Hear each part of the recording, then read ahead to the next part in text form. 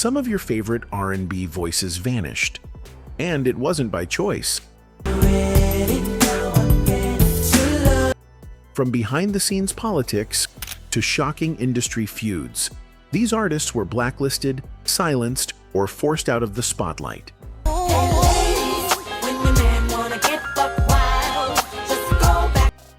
In this video, we're revealing 12 R&B singers who were blacklisted from the industry, and the untold stories behind their fall from fame.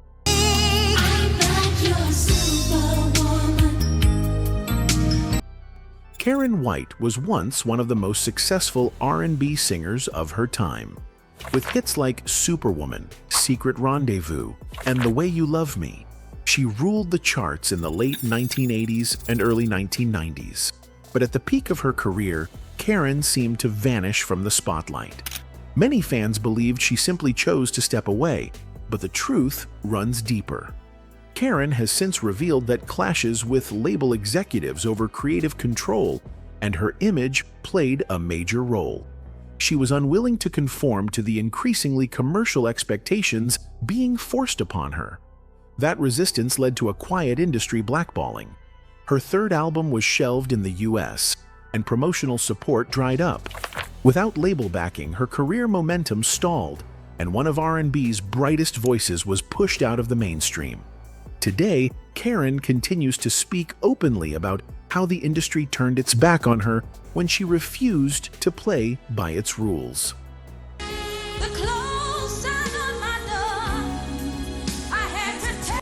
Miki Howard is one of R&B's most underrated voices.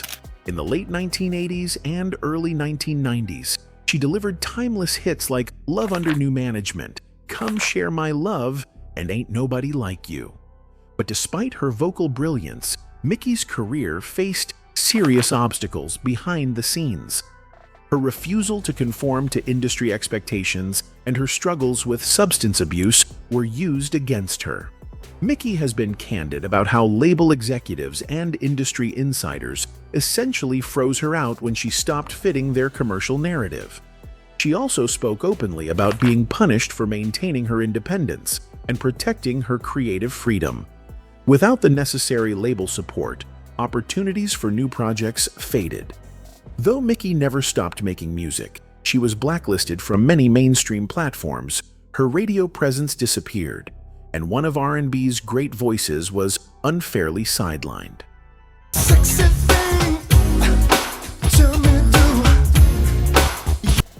Christopher Williams rose to fame in the early 1990s with smooth hits like I'm Dreamin' from the New Jack City soundtrack, along with songs like Every Little Thing You Do and All I See.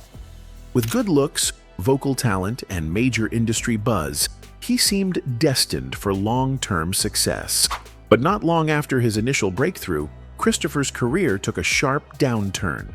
Behind the scenes, he faced conflicts with label executives and internal industry politics.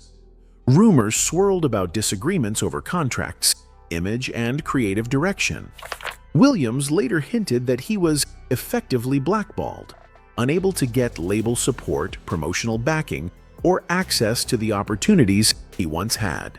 Personal struggles and legal troubles also gave the industry an excuse to distance itself further. As a result, a promising career was quietly derailed, leaving many fans wondering why such a talented artist had seemingly disappeared.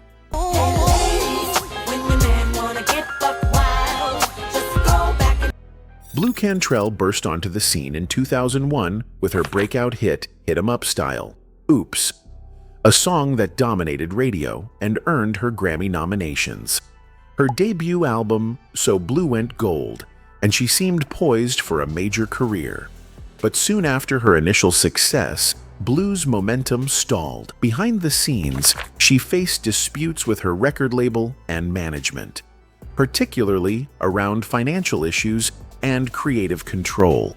Blue has spoken about how standing up for herself led to powerful figures in the industry turning against her. After the release of her second album, Bittersweet, she found herself without proper promotion or radio support. Opportunities dried up, and Blue was effectively blacklisted, not because of a lack of talent, but because she challenged the wrong people. Despite her vocal abilities and early success, the industry left her behind, and she became one of R&B's most glaring what could have been stories. Tevin Campbell was once one of the brightest young stars in R&B. Discovered by Quincy Jones, Tevin dominated the early 90s with hits like Can We Talk, I'm Ready, and Tell Me What You Want Me to Do. His powerful voice and polished image made him a fan favorite, and he seemed destined for a legendary career. But behind the scenes, the industry's attitude toward Tevin began to shift. Rumors about his personal life, particularly regarding became a source of industry gossip.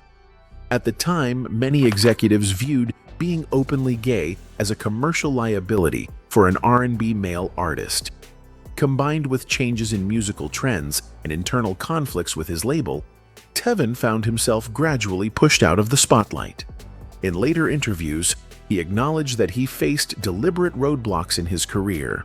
Though his talent never faded, industry politics and prejudice played a major role in blacklisting him from the opportunities he once easily commanded.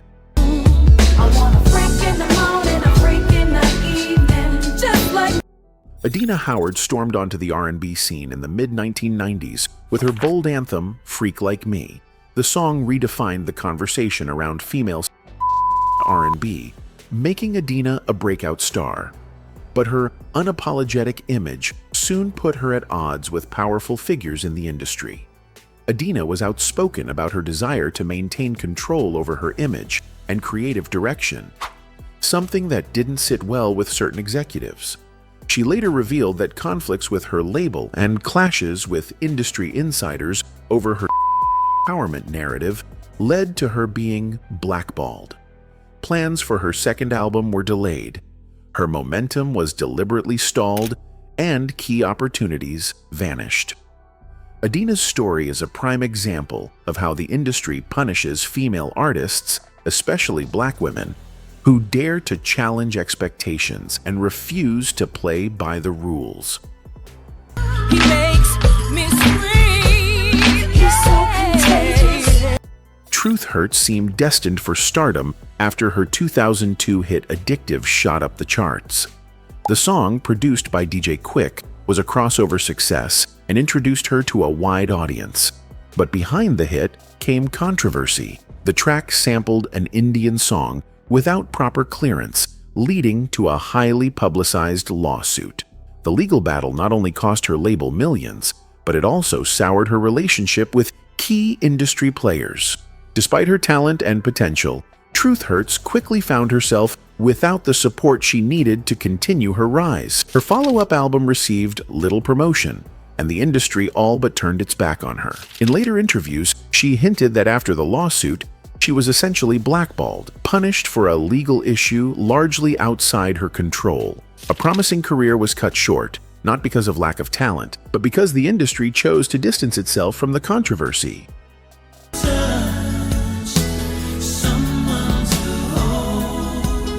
John B was one of the rare white artists embraced by the black R&B community in the 90s. With hits like They Don't Know, Are You Still Down, featuring 2P, and Someone to Love, John B became a respected figure in the genre, known for his smooth voice and authentic sound. But as the industry shifted toward more commercial, pop-driven R&B in the 2000s, John B resisted pressure to alter his musical style. He remained loyal to classic R&B, prioritizing artistry over chart trends.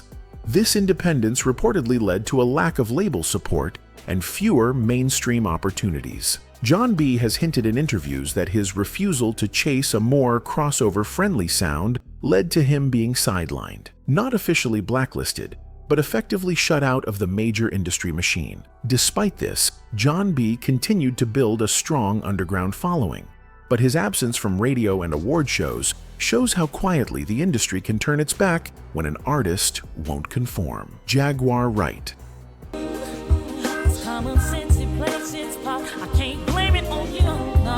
Jaguar Wright emerged in the early 2000s as one of the most dynamic voices of the neo-soul movement. Known for her powerful vocals and emotionally raw performances, she toured with The Roots and released acclaimed albums like Denials, Delusions, and Decisions. But behind the music, Jaguar witnessed troubling behavior in the industry. In recent years, she has spoken out publicly about sexual misconduct, exploitation, and corruption involving some of the biggest names in R&B and hip-hop. After going public with these allegations, Jaguar found herself blackballed, industry contacts stopped calling, and she was effectively shut out of major music platforms and opportunities. Her story highlights the harsh reality that speaking truth to power in the music business often comes at a steep price. Jaguar's courage in naming names has sparked important conversations, but it also cost her mainstream visibility and industry support. As you can see, even the most talented voices in R&B aren't immune to the politics of the music industry. Whether it's personal conflicts, speaking out against injustice, or simply refusing to conform, these artists paid a high price for staying true to themselves. It's a harsh reminder of how quickly the industry can erase or silence greatness. Which Blacklist story shocked you the most? Drop your thoughts in the comments. I want to hear from you. And if you enjoyed this video, don't forget to like, comment, and subscribe for more untold stories from the world of music. Until next time, Hill.